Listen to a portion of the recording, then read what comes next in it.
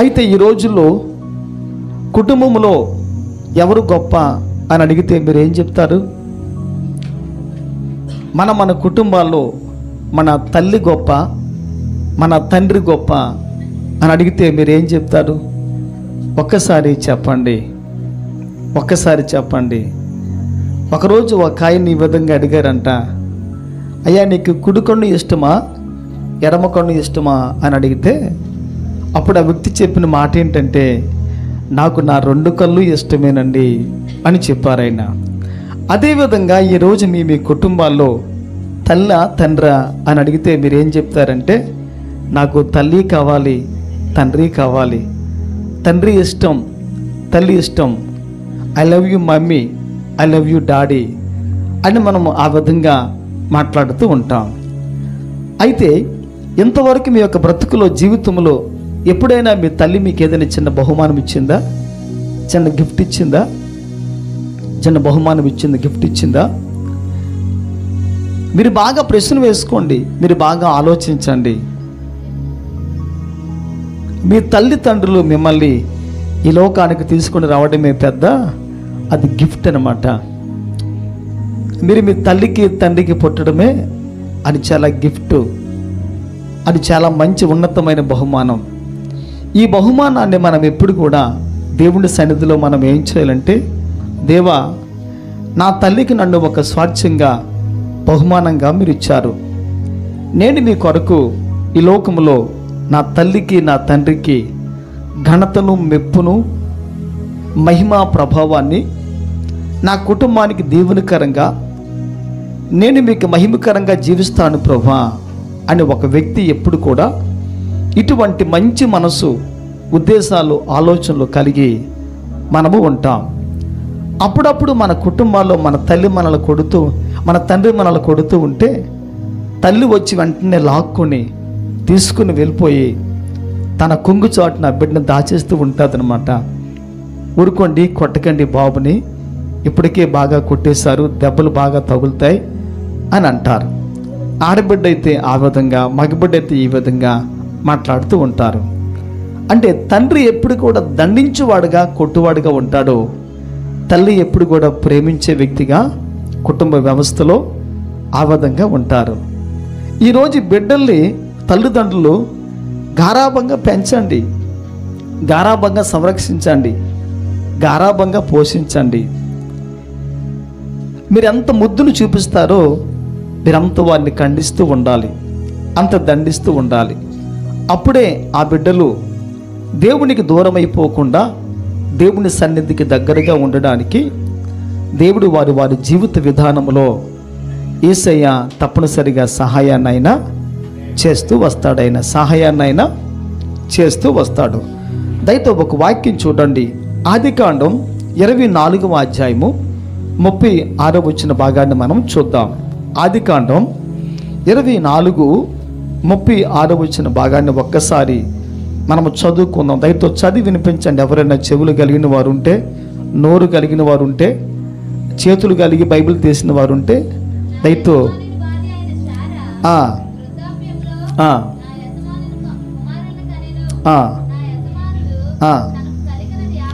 ఆదికాండం 24:36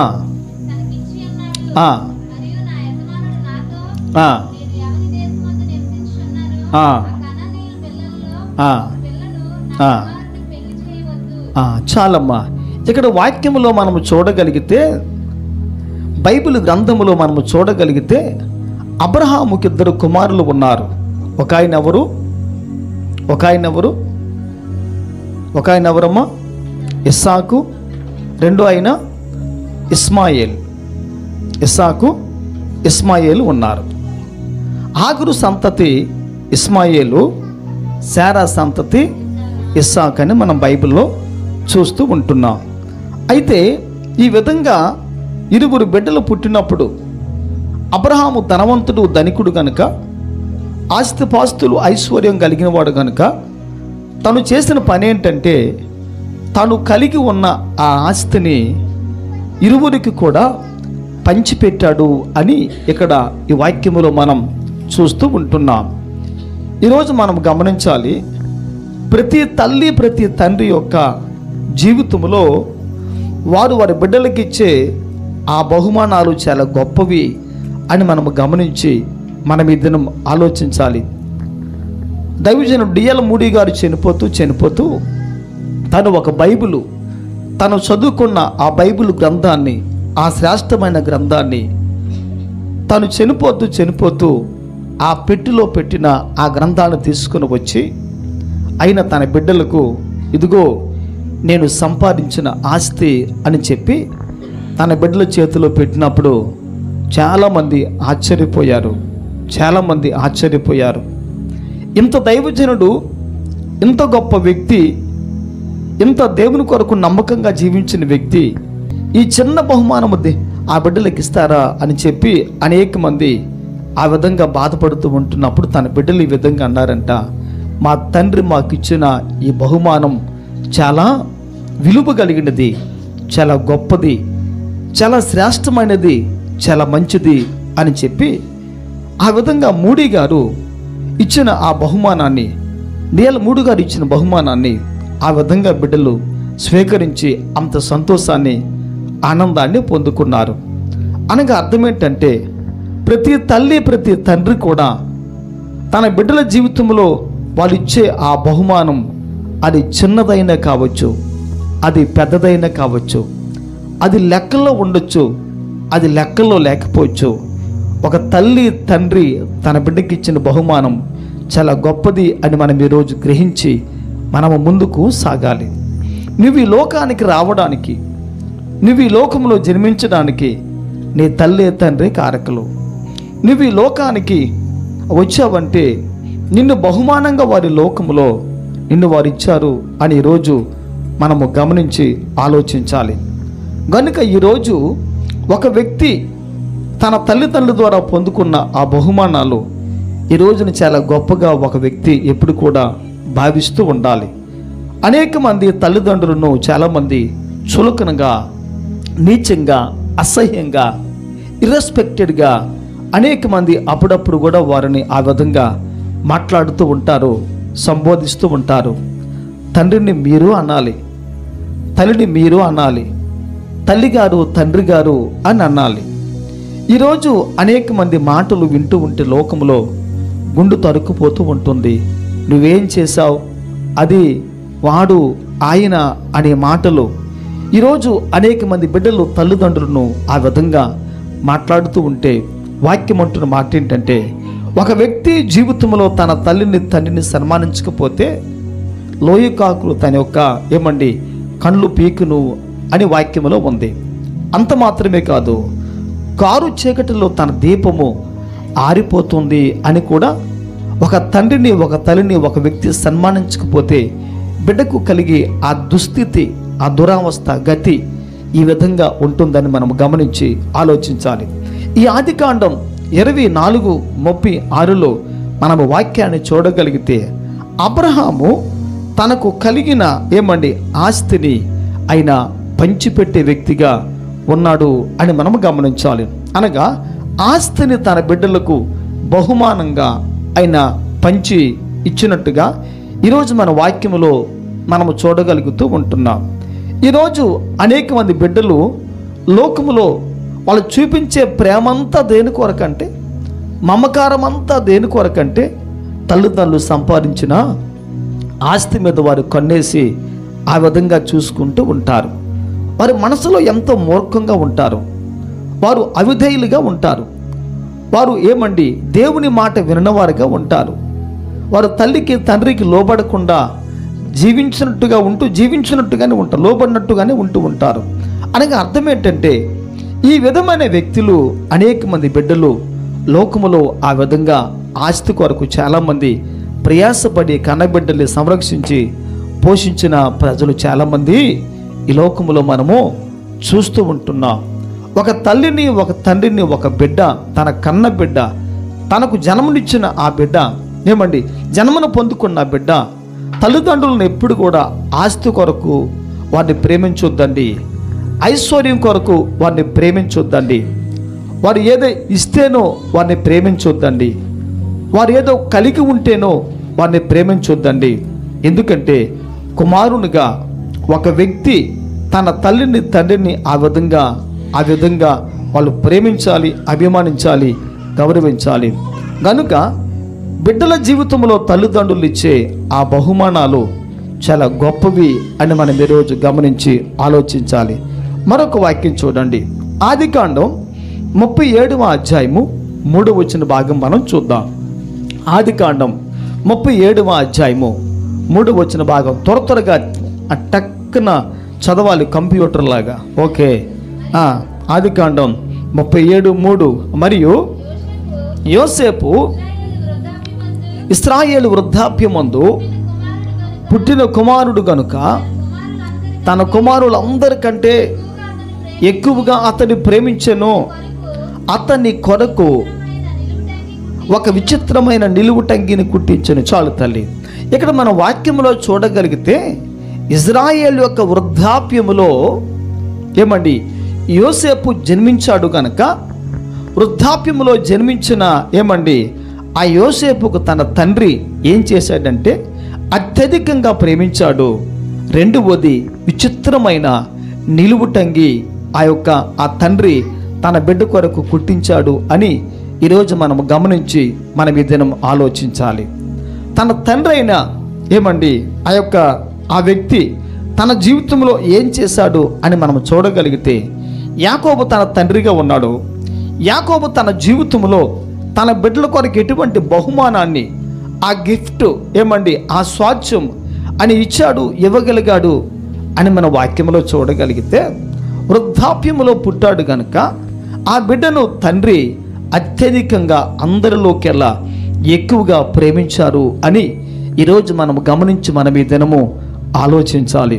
ఒక ప్రశ్న, తల్లిదండ్రులు బిడ్డల్ని ఎప్పుడూ ప్రేమిస్తారా లేకపోతే అప్పుడప్పుడు ప్రేమిస్తారా? అమ్మ చెప్పాలి, మీరు మాట్లాడాలి. తల్లిదండ్రులు బిడ్డల్ని ఎప్పుడూ ప్రేమిస్తారా లేకపోతే అప్పుడప్పుడు ప్రేమిస్తారా? ఏదో ఇస్తేనే ప్రేమిస్తారా? నచ్చితేనే ప్రేమిస్తారా? నచ్చకపోతే ప్రేమించరా? మంచి పని చేస్తేనే ప్రేమిస్తారా? చెడ్డ పని చేస్తే ప్రేమించారంటే తల్లిదండ్రుల ప్రేమ బిడ్డల పట్ల ఎప్పుడు కూడా మారదు. తల్లిదండ్రుల యొక్క ప్రేమ బిడ్డల పట్ల ఎప్పుడు కూడా మార్పు లేని ప్రేమ బిడ్డల పట్ల అంత అపరిమితంగా, అంత వాత్సల్యత, అంత ప్రేమ ప్రతిరోజు ఒక బిడ్డ పట్ల తన తల్లిదండ్రులు ఆ విధంగా కలిగి ఉంటారు అని మనం గమనించి ఆలోచించి అర్థం చేసుకోవాలి. ఒక తల్లిదండ్రులకు ఒక బిడ్డ ఉంటే ఆ బిడ్డ ఏ పని చేయడు, ఊరు తిరిగి వస్తాడు. ఆ తగువులన్నీ ఆయనవే. ప్రతి తగువులో తంటాల్లోనూ ఉంటాడు, ప్రతి కొట్లాట్లోనూ ఉంటాడు, ప్రతి గలాట్లోనూ ఉంటాడు. సాయంత్రానికి ఇంటికి వస్తాడు. ఆ ఇంటికి వచ్చినప్పుడు ఆ ఊరు వారందరూ కూడా ఆ ఇంటి మీదకి వస్తారు. ఈ విధంగా, అమ్మ ఇదిగో మీ బాబు ఈ విధంగా చేశాడు, ఈ విధంగా చేశాడు, తిట్టాడు, కొట్టాడు, తన్నాడు, అన్నాడు, ఈ విధంగా ఆడాడు అని చెబితే ఆ తల్లి ఏమంటుందో తెలుసా? అమ్మ మీరు బాగా వినాలి, జాగ్రత్తగా మీరు వినాలి. ఆ తల్లి అనే మాట ఏంటో తెలుసా? నా బిడ్డ అట్లాంటోడు కాదు, నా బిడ్డ అట్లాంటోడు కాదు, నా బిడ్డ నోటులో వేలు పెడితే అబ్బే కొరకడు, నా బిడ్డను బాగా క్రమశిక్షణగా పెంచాను, నా బిడ్డ దురుసు వ్యక్తి కాదు, నా బిడ్డలకు చెడు మాటలు మాట్లాడే వ్యక్తి కాదు అని చెప్పి తల్లి బిడ్డను సముదాయించుకుంటూ వెనకేసుకుంటూ వస్తుంది మన భాషలో. దేవునికి స్తోత్రం కలుగునుగాక, దేవునికి స్తోత్రం కలుగునుగాక, దేవునికి స్తోత్రం కలుగునుగాక. బిడ్డ ఎన్ని చేసినా, ఏం చేస్తున్నా సరే, ఎక్కడ ఏ విధంగా ఉన్నా సరే, ఏ సందర్భంలో ఉన్నా సరే, ఆ బిడ్డ తన కళ్ళ ముందు చెడిపోతున్నా సరే, తల్లి ఎప్పుడు కూడా నా బిడ్డ అట్లాంటి వాడు కాదని చెప్పి వెనకేసుకుని వస్తుంది. తండ్రి వెనకేసుకుని వస్తుంటాడు. అది తల్లిదండ్రుల్లో ప్రేమ. దేవునికి స్తోత్రం కలుగునుగాక, దేవునికి స్తోత్రం కలుగునుగాక. ఒకరోజు పప్పులో ఉప్పు లేకపోతే ఎన్ని మాటలు మాట్లాడుకుంటామో మనం బయటికి వెళ్ళి, ఒరే మా మమ్మీకి వంటలు రావురా అని అనేవారు ఉన్నారు. ఒరే మా నాన్న ఇంట్లో ఏమి తేడరా అని అనేవారు ఉన్నారు. దయచేసి తల్లిదండ్రుల యొక్క గౌరవాన్ని, మర్యాదను బిడ్డలు బయటకు ఏడ్చకండి, బజారు పాలు చేయకండి, వారిని నిష్ఠూర పెట్టకండి. వారిని ప్రేమించండి, గౌరవించండి, అభిమానించండి, సన్మానించండి. మీ యొక్క జన్మకు కారకులుగా ఉన్న ఆ తల్లిని, తండ్రిని ఎంత మీరు ప్రేమించి గౌరవిస్తారో అంత దీర్ఘాయుస్సు కలిగిన వ్యక్తులుగా మీరు మీ జీవితంలో ఉండడానికి దేవుడు సహాయం చేస్తాడు. దేవునికి స్తోత్రం కలుగును గాక. దేవునికి స్తోత్రం కలుగును గాక. ఆ ఉప్పుగడ్డ కొరకు ఎంత బాధపడతాడో తెలుసా తండ్రి? ఆ పప్పు కొరకు తండ్రి ఎంత బాధపడతాడో తెలుసా? బజారులో మొట్లన్నీ మోసి రెక్కల ముక్కలు చేసుకొని కష్టమంతా చేసి దుమ్మెత్తు పోసుకొని ఇంటికి వచ్చినప్పటికీ తన తండ్రి పోలికే కనిపించడు. నిజంగా మా నాన్నేనా అని అనుకుంటూ ఉంటాం. ఆ తండ్రి ఏమో ఇంటికి వచ్చిన తర్వాత ఆ టవల్ తీసుకొని బాత్రూమ్కి వెళ్ళి స్నానం చేసిన తర్వాత అప్పుడు పోల్చుకుంటాం, ఓహో నా తండ్రి ఇంతవరకు రూపం ఎందుకు మారిపోయింది? నెత్తిని బుగ్గేసుకొని కష్టపడ్డాడు, సిమెంట్ మూటలు మోసాడు, ఇసుక మూటలు మోసాడు, సిమెంట్ పని చేశాడు, ఈ పని ఆ పని చేసుకుంటూ వచ్చాడు. ఈ పనంతా చేసినందున తండ్రి యొక్క రూపం తన జీవితంలో ఆ బిడ్డల పట్ల ఆ విధంగా మారిపోతూ ఉంది. దయతో గమనించాలి, ఈ రోజున నీ తల్లిదండ్రులు నీకు ఇచ్చే బహుమానాలు చాలా గొప్పవి. It is very previous. అవి చాలా శ్రేష్టమైనవి, అవి చాలా దీవెనకరమైనవి, అవి చాలా ఆశీర్వాదకరమైనవి. ఈరోజు మనం గమనించాలి, ఒక తల్లి ఒక తండ్రి బిడ్డకిచ్చే బహుమానం ఏంటంటే, ఒకటి అబ్రహాము తన జీవితంలో ఆస్తిని పంచిపెట్టి ఇచ్చేశాడు. దేవునికి స్తోత్రం. లూకాసు వార్త 15లో ఉంది కదా, చిన్న కుమారుడు తండ్రి నాకు ఆస్తి కావాలి అని అడిగినప్పుడు, ఎందుకు నాయనా ఇవ్వాలి? తగ్గు పెట్టుకోలేదు. ఏడకి పోతావని ఇవ్వాలి? తగ్గు పెట్టుకోలేదు. ఆస్తి నాది అని అనలేదు, తగాదాలు పడలేదు. అనగా అర్థం ఏంటంటే, బిడ్డ ప్రేమను, బిడ్డ మనసును తండ్రి కష్టపెట్టలేక, నష్టపెట్టలేక, నొప్పించలేక, గాయపరచలేక తండ్రి తల వంచి తల దించి ఎస్ ఆస్తిని పంచేస్తా. ఓ చిన్నోడా ఇదిగో నీ భాగం, ఓ పెద్దోడా ఇదిగో నీ భాగం.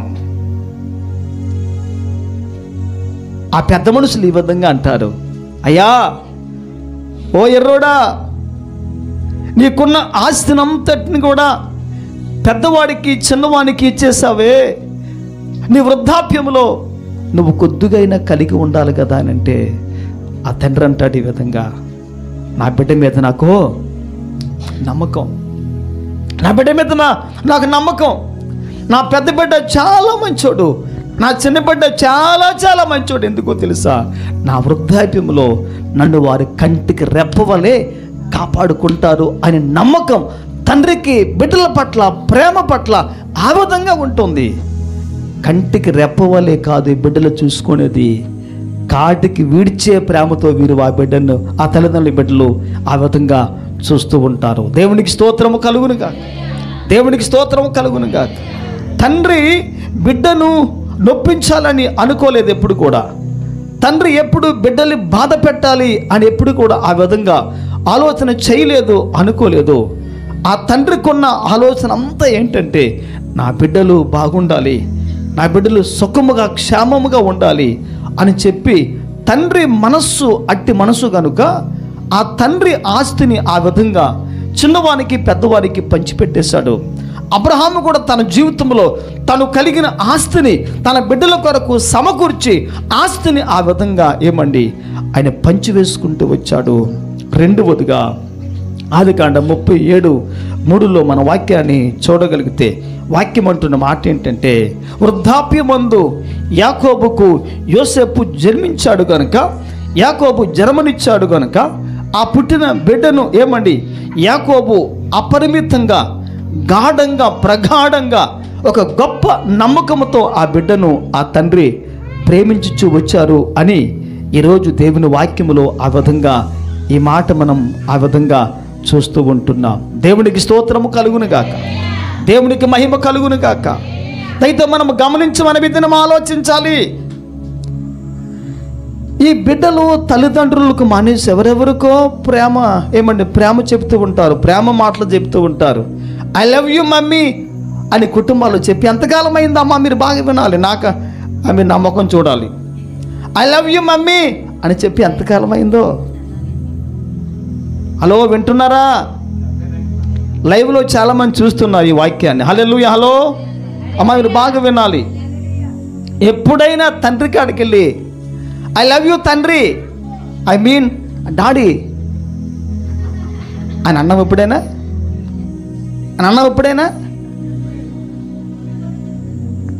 మనకి ఎప్పుడు కూడా వాళ్ళని ప్రేమించడానికే ప్రేమ సరిపోవటం లేదు.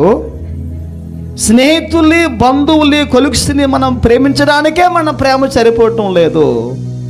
నీ ప్రేమను జీవితంలో కాస్తైనా మిగిల్చు, నీ తల్లి కొరకు, నీ తండ్రి కొరకు. It is God's love. దేవుని స్తోత్రం కలుగును గాక. హల్లెలూయా. నీ జీవితంలో ప్రేమ కాస్త దేవుని కొరకు కలిగి ఉండాలి. మోసే, నీ జీవితంలో దేవుని కొరకు ప్రేమ కాస్త కలిగి ఉండాలి. నీ జీవితంలో దేవుని దేవుని కొరకు కాస్త ప్రేమ కలిగి ఉండాలి. నీ మనసులో నీ తల్లిని, తండ్రిని ప్రేమించే ఆ మనసు నీవు జీవితంలో కలిగి ఉంటే నిజంగా ఈ ప్రేమ ఆ మనుషుని జీవితాన్ని అనేక మందికి ఆశీర్వాదకరంగా దేవుడు చేస్తాడు. దేవునికి స్తోత్రం కలుగును గాక.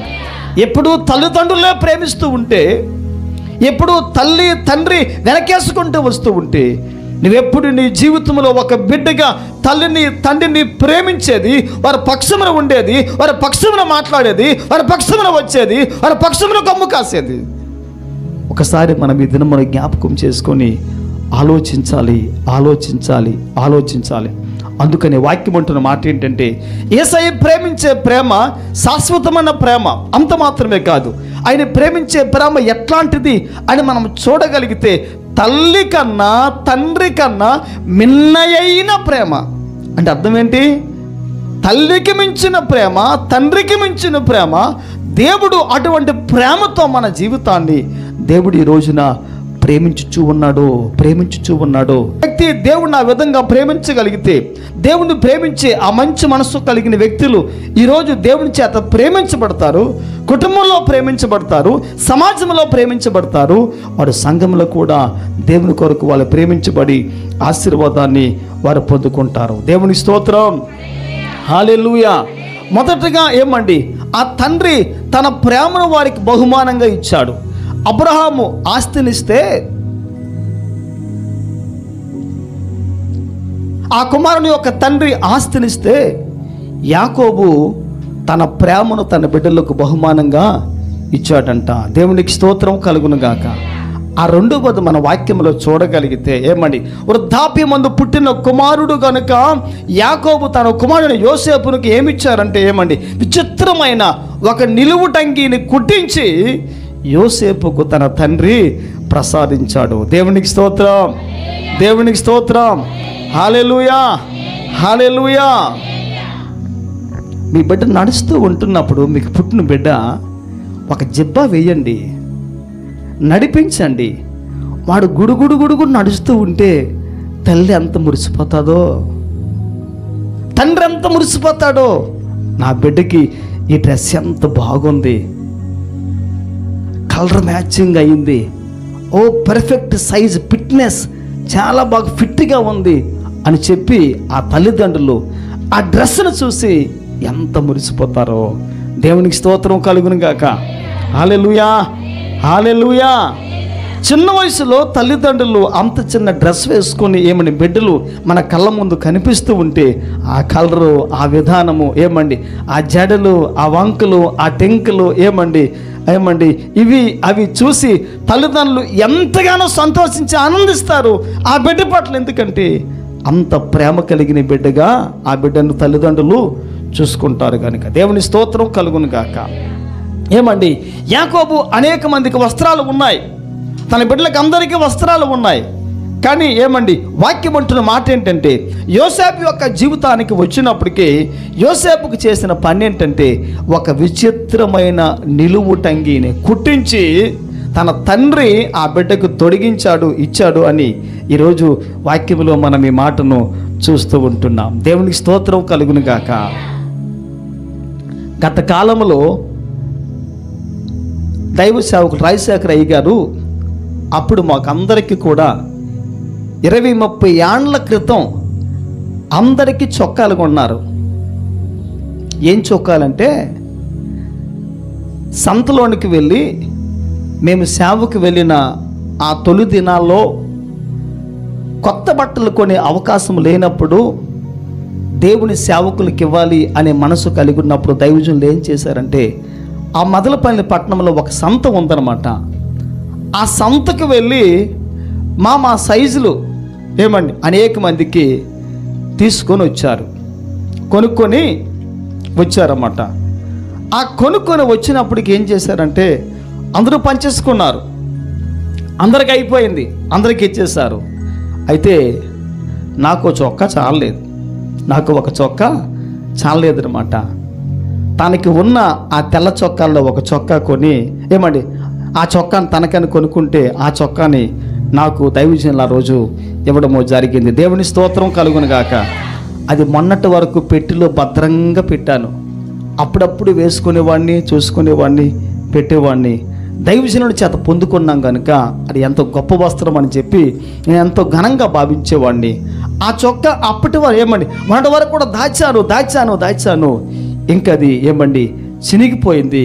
చొక్కా ఆ విధంగా యాకోబు తన ఒక బిడ్డకు కుట్టించి ఆ విధంగా పెడితే దాన్ని చూసిన అనేక మంది సంతోషించి ఆనందించారంట. దేవుని స్తోత్రం కలుగును గాక. ఒక తల్లిదండ్రి ఒక బిడ్డను ప్రేమిస్తూ ఉంటున్నప్పుడు ఆ ప్రక్క వారికి ఏమనిపిస్తుందంటే, మీ బిడ్డే బిడ్డ, మా బిడ్డ కదా, మీ బిడ్డే బిడ్డ, మా బిడ్డ కదా. ఒకసారి ఒక మీటింగ్కి వెళ్ళాం. ఆ మీటింగ్కి వెళ్ళి వచ్చినంత వరకు మా ఫోన్కి ఫోన్ కాల్ ఖాళీ లేవు, మా ఫోన్కి ఫోన్ కాళ్ళు ఖాళీ లేవు. అమ్మా వచ్చారా? ఎంతవరకు వచ్చారు? ఎవరు నడుపుతున్నారు? ప్రక్కన మేలుకొలపండి, కూర్చోండి, తట్టండి, ముట్టండి, మాట్లాడించండి. ఎందుకో తెలుసా బిడ్డ మీద ఉన్న ప్రేమ, మమకారం ఆ విధంగా ఒక మనుషుని పదే ప్రేరేపించి ఆ విధంగా ఆ మనుషుని చేస్తూ ఉంటుంది. దేవుని స్తోత్రం కలుగును గాక. హల్లెలూయా. కొన్ని కుటుంబాల బిడ్డలు చాలా గారాభమైన ముద్దుగా ఉంటారు.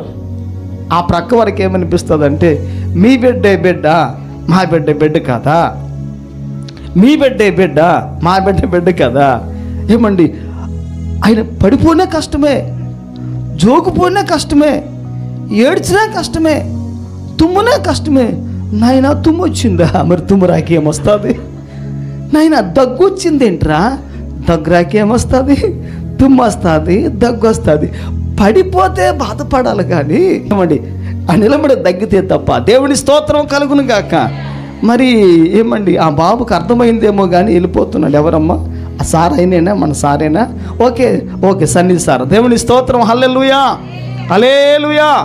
దేవుని యొక్క వాక్యంలో మన వాక్యాన్ని చూడగలిగితే వాక్యం అంటున్న మాట ఏంటంటే, యాకోబు తన జీవితంలో ఒక శ్రేష్టమైన నిలువుటంగిని, ఒక విచిత్రమైన ఆ నిలువుటంగిని కుట్టి ఆయనకి ఇచ్చినప్పుడు అనేక మంది అనుకునే మాట ఏంటంటే, చాలామంది ఆశ్చర్యపోతూ వచ్చారు. దేవుని స్తోత్రం కలుగును గాక. ఈరోజు యేసు క్రీస్తు ప్రభులు వారు కూడా ఒక అద్భుతమైన రక్షణ వస్త్రాన్ని మనకిచ్చారు. హల్లెలూయా. ఈ రక్షణ వస్త్రాన్ని ఒక వ్యక్తి ధరించాలి, పొందుకోవాలి, తొడుగుకోవాలి, ఆస్వాదించాలి, కలిగి ఉండాలి. దాన్ని కలిగి ఉన్న వ్యక్తులు ప్రతివారు కూడా తండ్రి ప్రేమను, సహోదరుల ప్రేమను, అన్నదమ్ముల ప్రేమను, సమాజము ప్రేమను, అనేక మంది ప్రేమను పొందుకునే విధంగా ఈ వస్త్రము మన జీవితంలో దోహదపడాలి, సహకరించాలి, సహాయం చేయాలి. హల్లెలూయా. దావీదు దేవుని సముఖంలో ప్రార్థన చేస్తూ ఉంటాడు. ఆయన చేసిన ప్రార్థన ఏంటి? దేవా, మీ రక్షణ ఆనందాన్ని నాకు మరలా పుట్టించండి ప్రభు అని చెప్పి దావీదు దేవుని సముఖంలో ఆ విధంగా ప్రార్థన చేస్తాడు. రక్షణ వస్త్రం, మహిమ వస్త్రం, నీతి వస్త్రం, చాలా వస్త్రాలు మనకి బైబిల్లో ఉన్నాయి. కానీ యాకోబు ద్వారా ప్రేమించబడ్డాడు కాబట్టి ప్రేమించిన యాకోబు తన జీవితంలో తన కుమారునికి ఏమిచ్చాడు అని మనం చూడగలిగితే ఒక విచిత్రమైన నిలువుటంగిని తన జీవితంలో ధరించాడు. 1 సమూయేలు 2:19. వాని తల్లి వానికి చిన్న అంగి ఒకటి కుట్టి ఏటేటా బలి అర్పించుటకు తన పెనిమిటితో కూడా షిలోహులో ఉన్న మందిరానికి హన్నా వచ్చింది అని మనము వాక్యములో మనము చూస్తున్నాం. దేవుని స్తోత్రము కలుగును గాక. ఈ 1 సమూయేలు గ్రంథము 2:19లో మన వాక్యాన్ని చూడగలిగితే యాకోబు వలె హన్నా కూడా తన బిడ్డకు సమూయేలుకి ఏం చేసింది, ఏమిచ్చింది అని మనం చూడగలిగితే అక్కడ తండ్రి వస్త్రాన్ని ఇచ్చాడు, ఇక్కడ తల్లి కూడా వస్త్రాన్ని ఇచ్చింది. దేవుని స్తోత్రం కలుగును గాక. తల్లిదండ్రులు ఇచ్చే బహుమానాలు చాలా గొప్పవి. తల్లి ఏదైనా ఇవ్వనివ్వండి, తండ్రి ఏదైనా ఇవ్వనివ్వండి, ఆ బహుమానం చిన్నది కావచ్చు, పెద్దది కావచ్చు, చిన్నది కావచ్చు, చిన్న పరిమాణం కలిగింది కావచ్చు, కానీ పిల్లరా అదేంటంటే అది చాలా గొప్పది తన జీవితంలో అని మనం గమనించి మనం ఈ దినము ఆలోచన చేయగలగాలి. దేవుని స్తోత్రం కలుగును గాక. ఆ యొక్క సమూయేలు తన ఇంటికి వెళ్ళిన ప్రతిసారి కూడా ఆ ఆట ఆమె చేసిన పని ఏంటంటే ఒక చిన్న అంగీని కుట్టించి సమూయేలుకు తన తల్లి బహుమానంగా ఇచ్చిందని ఈరోజు దేవుని యొక్క వాక్యములో ఈ మాట మనం చూస్తూ ఉంటున్నాం. దేవుని స్తోత్రం కలుగును గాక. చూడండి, అక్కడ యాకోబు ఇచ్చాడు, ఇక్కడ హన్నా ఇచ్చింది. ఒకసారి మనం జ్ఞాపకం చేసుకుందాం. ఏది గొప్పది? తల్లి ఇచ్చింది గొప్ప, తండ్రి ఇచ్చింది గొప్ప? ఇక్కడ చాలామంది అభిమానులు ఉంటారు, వేరే అభిమానులు. కొంతమంది కూతుర్లకి తండ్రి అంటేనే ప్రేమ, కొంతమంది కొడుకులకి తల్లి అంటేనే ప్రేమ, కొంతమందికి ఊరు ప్రేమ ఉండదు, డోంట్ కేర్, ఎవరిని ప్రేమించడు. తల వంచడు, తల దించడు. హామానులాగా ఉంటాడు. చాలా చక్కగా వెళ్ళిపోతూ వస్తూ ఉంటారు. ఆ విధంగా ఎవరిని పట్టించుకోరు. కుటుంబాల్లో ఈరోజు ప్రేమలు పెరగాలి, అభిమానాలు పెరగాలి, ఆప్యాయత పెరగాలి, గౌరవాలు పెరగాలి, మర్యాదలు పెరగాలి. ఈ విధంగా ఇవన్నీ పెరిగితే క్రైస్తవ కుటుంబంలో నీతి నివసించడానికి పరిశుద్ధాత్మ దేవుడు మన జీవితాల్లో ఆయన తప్పనిసరిగా సహాయం ఈరోజు చేస్తాడు. దేవుని స్తోత్రం కలుగును గాక. నేను అంటున్నాను, తల్లి ఇచ్చిన అంగి చాలా గొప్పది, తండ్రి ఇచ్చిన అంగి చాలా గొప్పది. ఈ రెంట్లో తేడా ఏమైనా ఉందా? ఏమీ లేదు. కాలేబు యొక్క కుమార్తె ఆక్సా నీటి మడుగులు ఇవ్వమని అడిగితే నీటి మడుగులు ఇచ్చేశాడు. యెహోషువ గ్రంథము 15వ అధ్యాయం చూస్తే పిల్లరా 19వ వాక్యం చూస్తే వాక్యంలో ఏముందంటే కాలేబు తన కుమార్తెకు నీటి మడుగులు కలిగిన స్థలాన్నంట ఇచ్చేశాడంట 15-19లో. అనగా అర్థం ఏంటంటే కుమార్తె బాధపడకూడదని ఇంత బలము కలిగిన కాలేబు తన జీవితంలో ఇంత శక్తి సామర్థ్యాలు కలిగిన కాలేబు దేవుని కొరకు యెహోషువ నాయకులు పంపించిన ఎక్కడికి వెళ్ళినా సరే గొప్ప శక్తిని బలమును కలిగి ఆ శత్రువును వాడగొట్టి ఓడించి విజయాన్ని సాధించి వచ్చిన కాలేబు యొక్క జీవితంలో అంటున్న మాట ఏంటంటే కాలేబు తన కుమార్తె ఆక్సా నా తండ్రి నీటి మడుగులు కలిగిన ఆ పల్లపు ప్రాంతాన్ని నాకు బహుమానంగా ఇవ్వవా అని అన్నప్పుడు ఏం చేశాడు తండ్రి? అమ్మమ్మ అది నీకు ఇస్తానా? అది దాని రేట్ ఎంత, దాని వాల్యూ ఎంత? ఇప్పుడు భూమికి రెక్కలు వచ్చి ఇప్పుడు భూమికి రేట్లు పెరిగిపోతూ ఉంటున్నాయి. సెంటు 20 లక్షలు 30 లక్షలు అన్నాడు ఆయన. ఏమన్నాడైనా ఏమీ అనకుండా మారు మాట మాట్లాడకుండా కాలేబు తన కుమార్తెకైన ఆక్సాకు ఆయన చేసిన పని ఏంటంటే నీటి మడుగులో కలిగిన స్థలాన్ని బహుమానంగా ఇచ్చేశాడు. దేవుని స్తోత్రం కలుగును గాక.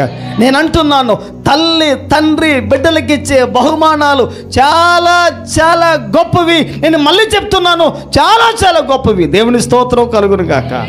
ఇప్పుడు చెప్పండి, నీటి మడుగులు కలిగిన భూమి గొప్పదా, జస్ట్ లైక్ చిన్న వస్త్రం గొప్పదా? అమ్మ చెప్పాలి, బాబు చెప్పాలి. ఏది గొప్పది మనుషుని జీవితంలో? ఆస్తి. అబ్రహాము ఆస్తిని పంచిపెట్టాడు, అవునా కదా? కుమారుడు తండ్రి ఆస్తిని పంచిపెట్టాడు. యాకోబు ప్రేమను పంచిపెట్టి అంగీని ఇచ్చాడు. ఆయనకు అంగీ మాత్రమే కుట్టించింది. కానీ కాలేబు యొక్క జీవితం ఏం చేశాడైనా నీటి మడుగులు కలిగిన గొప్ప స్థలాన్ని, భూమును తన కుమార్తెకు బహుమానంగా స్వార్థంగా కాలేబు అనుగ్రహించి ఇచ్చేశాడు. దేవుని స్తోత్రం కలుగును గాక. తల్లులు తండ్రులు అనేక మంది బహుమానాలు బిడ్డలకి ఇచ్చారు.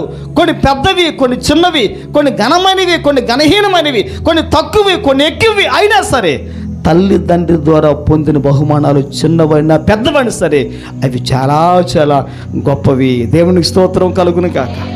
దేవునికి స్తోత్రం కలుగును గాక. దేవునికి స్తోత్రం కలుగును గాక. ఒకసారి ఒక ఆయన దగ్గరికి వెళ్ళి అడిగాను నేను ఈ విధంగా. ఆయన మాట్లాడుతూ ఈ విధంగా అంటున్నాడు. తన టంకు పెట్టి తీసి ఆ టంకు పెట్టిలో ఉన్న, అప్పట్లో బాల్ పెన్ ఉండేది కదా, అప్పట్లో పాలీ పెన్ ఉండేది కదా, నిబ్బు పాలి ఉండేది కదా, పాలీ పెన్ అడదాన్ని. ఆ పాలీ ఉన్న పెన్నును తీసుకొని వచ్చి ఆయన చూపించాడు.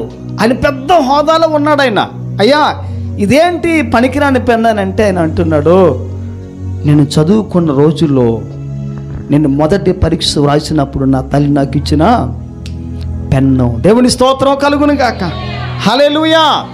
ఈ జ్ఞాపకాలు మన జీవితంలో ఉన్నాయా? ఈ చిహ్నాలు మన జీవితంలో ఉన్నాయా? ఈ కార్యాలు మన జీవితంలో ఉన్నాయా? ఉంటే మనం వాటిని జ్ఞాపకం చేసుకోవాలి. హల్లెలూయా, హల్లెలూయా, హల్లెలూయా. తల్లిదండ్రులు చనిపోతే బిడ్డలు ఏమంటారంటే, చెవు కాడికి వెళ్ళి ఏడుస్తూ అమ్మా ఆ చెవిలో పోయిలు ఎక్కడ పెట్టావే, నా తల్లి చనిపోయావా, మా డాడీ చనిపోయావా, మా అమ్మ చనిపోయావా అంటూ అమ్మ ఆ పత్రంలో బంగారం అక్కడ పెట్టావే. ఏంటిది ఏడుపులు ఇవి? ఇది ఏ ప్రేమ? ఇది ఆస్తిపాస్తులు ప్రేమ, ఏదో ఆశించిన ప్రేమ, ఏదో అందుకోవాలి అని ప్రేమ కలిగిన మాటలు ఇవన్నీ కూడా. అయితే వాక్యం అంటున్న మాట ఏంటంటే, నిజమైన ప్రేమలో స్వార్థం ఉండదు. నిజమైన ప్రేమ దేనిని ఆశించదు. తల్లిదండ్రులు ఆ విధంగా బిడ్డలు ప్రేమిస్తున్నప్పుడు, ఓ కుమారుడా, ఓ కుమార్తె, ఓ సహోదరుడా, నువ్వు ఒకసారి మనం జ్ఞాపకం చేసుకోవాలి. ఒక తల్లి ఒక తండ్రి నిష్కల్మషమైన ప్రేమతో బిడ్డల్ని ఆ విధంగా చిన్న చిన్న బహుమానాలు ఇచ్చి ప్రేమిస్తూ ఉంటే, ఈరోజు నీ ప్రేమ ఎందుకు వారి ప్రేమకు స్పందించడం లేదు? ఈరోజు తల్లిదండ్రుల పట్ల ప్రతి బిడ్డ ప్రేమ కూడా స్పందన ఉండాలి. దేవునికి స్తోత్రం, హల్లెలూయా. ఈ గుండు కొట్టుకునే బీటింగ్ ఏం తెలిసిన? లవ్. అమ్మా లవ్, డబ్బా, ఎస్ కరెక్టే, లవ్ డబ్, లవ్ డబ్. ఈరోజు మీ గుండె తల్లి తండ్రి, తల్లి తండ్రి, తల్లి తండ్రి ఆ విధంగా కొట్టుకోవాలి. హల్లెలూయా. ఈ రోజున ఇంత మార్పు మన జీవితంలో కలిగి ఉంటామా? ఇంత మార్పు మన జీవితంలో సాధ్యమేనా? ఒకసారి మనం జ్ఞాపకం చేసుకోవాలి. ఈ మాటలు మనకి కాస్త కష్టంగా ఉండొచ్చు, కానీ ఇష్టపడి మనము వింటే నిజంగా మన జీవితంలో ఈ మాటలు గొప్ప దేవునికరంగా, ఆశీర్వాదకరంగా ఈ మాటలు మన జీవితంలో దేవుడు మార్చివేస్తాడు. దేవుని స్తోత్రం కలుగును గాక. మత్తయి 7:11 ఏముందంటే, దేవుని యొక్క మంచి ఈవులు ఒక వ్యక్తి ఏ విధంగా పొందుకోవాలో మత్తయి సువార్త 7:11 భాగం మనం చూడగలిగితే, 7:11 వాక్యం అంటున్న మాట ఏంటంటే, మీ పరలోకమందున్న మీ తండ్రి తనను అడుగు వారికి అంతకంటే ఎంతో నిశ్చయముగా మంచి ఈవులను ఇయ్యాలి అని అనుకుంటున్నాడు. హల్లెలూయా, హల్లెలూయా, హల్లెలూయా. ఈ మత్తయి సువార్త 7:11 మన వాక్యాన్ని చూడగలిగితే ఏమడి, ఈ తండ్రి భూ సంబంధమైన తండ్రి కాదు, ఈ తండ్రి ఆత్మ సంబంధమైన తండ్రి, ఈ తండ్రి దైవం, ఈ తండ్రి దేవత్వాన్ని కలిగిన దేవాది దేవుడు, ఈ పరమ తండ్రిగా పిలువబడే ఆ ప్రభు గురించి వాక్యం అంటున్న మాట ఏంటంటే, తల్లి తండ్రి కూడా ఏమండి బహుమానాలు ఆ విధంగా చిన్నవో పెద్దవో ఎక్కువో తక్కువ ఇదో అదో ఇస్తూ ఉంటే, మరి ఆ పరలోకపు తండ్రి ఇచ్చే బహుమానం ఏంటి అని మనం చూడగలిగితే వాక్యం అంటున్న మాట ఏంటంటే, మీ పరలోకపు తండ్రి మరీ శ్రేష్టమైన బహుమానాలు తన అడుగువారికైనా ఇస్తా ఉన్నాడు, ఇస్తా ఉంటున్నాడు. దేవుని స్తోత్రం కలుగును గాక. ఈ రోజున ఈ బహుమానాలను మించిన బహుమానం ఒక వ్యక్తి జీవితంలో, నిజ జీవితంలో, దైనందిన జీవితంలో ఒక వ్యక్తి పొందాలంటే, ఈ మత్తయి 7:11 ప్రకారంగా ఒక వ్యక్తి పరమ తండ్రిని, ఆ పరలోకమందున ఆ ప్రభును ఒక వ్యక్తి నిజంగా దేవుని నామములో అడగగలిగితే ఆయన ఏమండి తప్పనిసరిగా మనకైనా అనుగ్రహిస్తాడు, ప్రసాదిస్తాడు, ఇస్తాడు.